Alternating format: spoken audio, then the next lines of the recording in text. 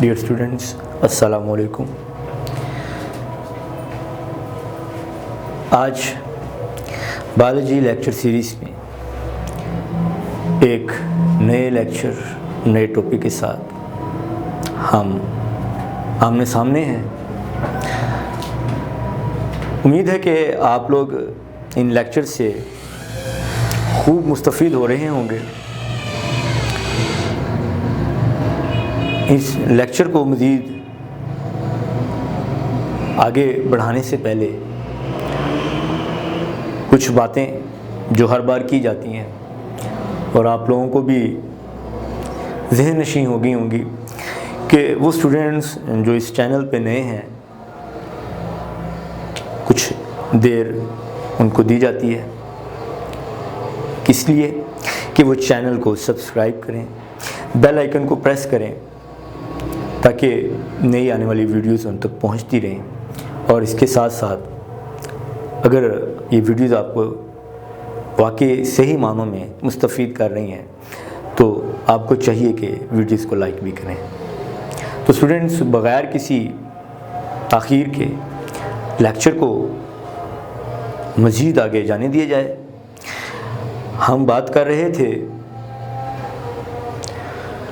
Urinary system of humans की, जिसमें हमने गुज़श्ता लेक्चर में कंपोनेंट्स ऑफ यूरिनरी सिस्टम और स्ट्रक्चर ऑफ किडनी के हवाले से बात की। आज का हमारा ये टॉपिक यूनिट ऑफ किडनी यानी नेफ्रॉन के ऊपर मुश्तमिल है। जो स्टूडेंट्स, किडनीज़ जो हैं इनका फंक्शन यूरिन फॉर्मेशन और ऑस्मो रेगुलेशन है। दो काम किडनीज़ कर रही हैं। पहला काम बॉडी के मेटाबॉलिक वेस्ट्स को ब्लड से अलहदा करके यूरिन बनाना ताकि इन मेटाबॉलिक वेस्ट को बॉडी से निकाला जा सके। और दूसरा काम ब्लड के अंदर, बॉडी के फ्लूइड्स के अंदर जो वाटर का बैलेंस है, जो साल्ट्स का बैलेंस है, उसको कंट्रोल करना। कि अगर बॉडी में वाटर लेवल ज़्यादा है तो एक्स्ट्रा वाटर को बॉडी से बाहर निकाल दिया जाए, और अगर बॉडी में वाटर लेवल कम है तो पानी को ज़ाया होने से बचाया जा सके, ज़्यादा से ज़्यादा पानी जज़्ब करके बॉडी को वापस भेजा जाए, यूरिन में कम से कम पानी भेजा जाए। ये दो मेन फंक्शंस हैं किडनी के। ये फंक्शंस कौन कर रहे हैं? फंक्शन कौन परफॉर्म कर रहा है? किडनी का फंक्शनल यूनिट जो कि है नेफ्रॉन। एक किडनी में मिलियंस ऑफ नेफ्रॉन है, अबाउट 1 मिलियन। ठीक है, एक किडनी में 1 मिलियन से ज़्यादा नेफ्रॉन्स मौजूद होते हैं।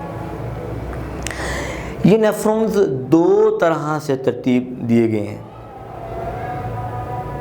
कैसे? गुज़श्ता टॉपिक में हमने जब स्ट्रक्चर ऑफ किडनी डिस्कस किया, उसमें हमने कहा कि आउटर लेयर रेनल कॉर्टेक्स और इनर लेयर रेनल मेडोला है। अब जो नेफ्रॉन्स हैं, कुछ नेफ्रॉन्स कोर्टिकल नेफ्रॉन्स कहलाते हैं जो कि कॉर्टेक्स के लेयर में पड़े हुए हैं, और नेफ्रॉन्स की दूसरी टाइप जक्स्टा मेडुलरी नेफ्रॉन्स कहलाती है। इन नेफ्रॉन्स का कुछ पार्ट कॉर्टेक्स में और कुछ पार्ट रेनल मेडोला में शामिल होता है। तो आइए स्ट्रक्चर ऑफ नेफ्रॉन जानते हैं। नेफ्रॉन को दो पार्ट्स में डिवाइड किया जाता है। पहला रेनल कॉर्पसल और दूसरा रेनल टिब्यूल। जी students, renal corpuscle and renal tubule. जो रेनल कॉर्पसल है ये एक कप शेप स्ट्रक्चर के ऊपर मुश्तमिल है जिसे बोमैन्स कैप्सूल कहते हैं। तो cup shape structure, Bowman's capsule, और इस कप शेप स्ट्रक्चर में कैपिलरीज का नेटवर्क पड़ा हुआ है जिसे ग्लोमेरुलस कहते हैं। तो रेनल कॉर्पसल मज़ीद दो पार्ट्स में, एक तो नेफ्रॉन के दो part, renal corpuscle, renal tubule, और फिर रेनल कॉर्पसल के भी मज़ीद दो पार्ट्स, बोमैन्स कैप्सूल और glomerulus. Cup shape structure Bowman's capsule और कैपिलरीज का जाल नेटवर्क ऑफ कैपिलरीज ग्लोमेरुलस इस तरह से पड़े हुए हैं। अब ये कैपिलरीज कहाँ से आ रही हैं? तो स्टूडेंट्स, किडनी में रेनल आर्टरी दाखिल हो रही है, ये बात आपको बताई गई थी। ये आर्टरी मज़ीद ब्रांचेस में डिवाइड होती है जिन्हें आर्टेरियोल्स कहते हैं। आर्टेरियोल से मज़ीद ब्रांचेस बनती हैं जिन्हें कैपिलरीज कहते हैं। तो ग्लोमेरुलस ये एफिरेंट आर्टरियोल से जो ब्रांचेस बन रही हैं कैपिलरीज की, उन कैपिलरीज के नेटवर्क के ऊपर मुश्तमिल है। एफिरेंट आर्टरियोल, ए से एफिरेंट आर्टरियोल यानी वो आर्टरियोल जो बोमैन्स कैप्सूल में कैपिलरीज का नेटवर्क प्रोवाइड कर रहा है। अब ये कैपिलरीज का नेटवर्क यहाँ पर ब्रांच देने के बाद जो आर्टरियोल है वो यहाँ से चला जाएगा और आगे जाके मज़ीद ब्रांचिंग करेगा। तो ग्लोमेरुलस के बाद जो आर्टरियोल आगे जा रहा है उसे इफिरेंट आर्टरियोल कहते हैं।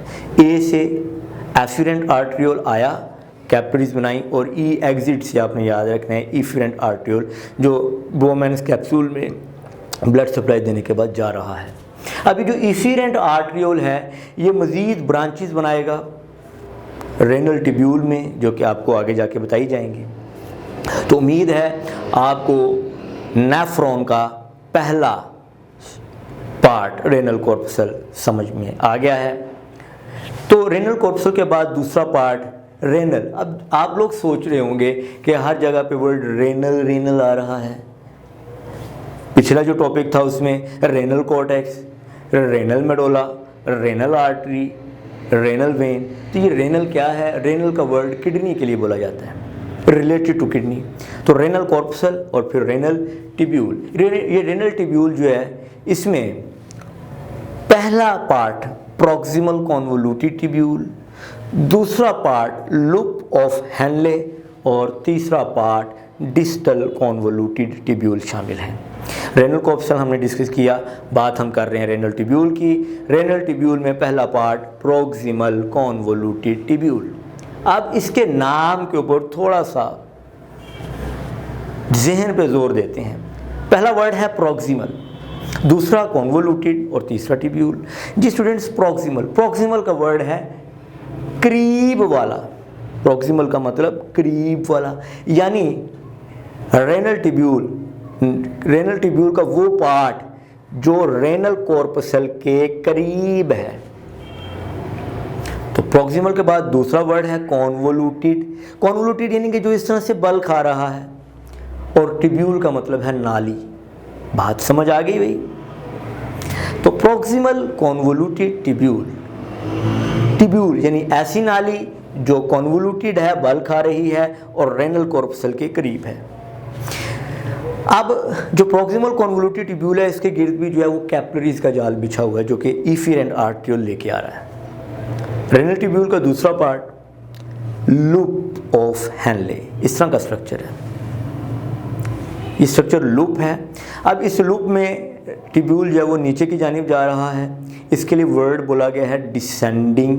और फिर ऐसे जो लूप ऑफ हेनले वो ऊपर की जानिब आ रहा है, इसके लिए वर्ड बोला गया असेंडिंग। डिसेंडिंग यानी ऊपर से नीचे जाना, और असेंडिंग नीचे से ऊपर आना। तो लूप ऑफ हेनले, और लूप ऑफ हेनले के बाद डिस्टल कॉन्वोल्यूटेड ट्यूब्यूल। अब प्रॉक्सिमल कॉन्वोल्यूटेड ट्यूब्यूल तो आपको समझ में आ गया, डिस्टल कॉन्वोल्यूटेड ट्यूब्यूल के बारे में आप लोग खुद समझ गए होंगे क्योंकि आप लोग बहुत समझदार हैं।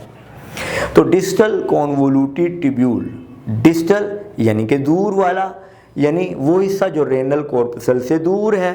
कॉन्वोल्यूटेड बल खाता हुआ, और ट्यूब्यूल नाली यानी वो बल खाती हुई नाली जो रेनल कॉर्पसल से दूर है।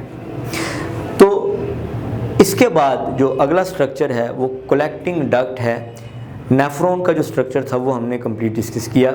अब नेफ्रॉन्स तो बहुत सारे हैं, 1 मिलियन और इससे भी ज़्यादा हो सकते हैं, इतने नेफ्रॉन्स एक किडनी में पड़े हैं। और इन नेफ्रॉन्स की जो डिस्टल कॉन्वोल्यूटेड ट्यूब्यूल्स हैं, ये नालियाँ जो हैं वो एक बड़ी नाली में खुल रही हैं जिसे कलेक्टिंग डक्ट कहते हैं। यानी एक कलेक्टिंग डक्ट में बहुत से नेफ्रॉन्स के डिस्टल कॉन्वोल्यूटेड ट्यूब्यूल अटैच हैं। तो जैसे हमने प्रॉक्सिमल कॉन्वोल्यूटेड ट्यूब्यूल की बात की, इसी तरह से जो डिस्टल कॉन्वोल्यूटेड ट्यूब्यूल है इसके गिर्द भी कैपिलरीज मौजूद हैं। तो स्टूडेंट्स, उम्मीद है कि आपको ये लेक्चर अच्छा लगा होगा, ये काविश पसंद आई होगी। तो जाने से पहले वही बात, चैनल को सब्सक्राइब करें, वीडियोस को लाइक और शेयर करें। अपना ख्याल रखें, दुआओं में याद रखें। अस्सलामु अलैकुम, अल्लाह हाफिज़।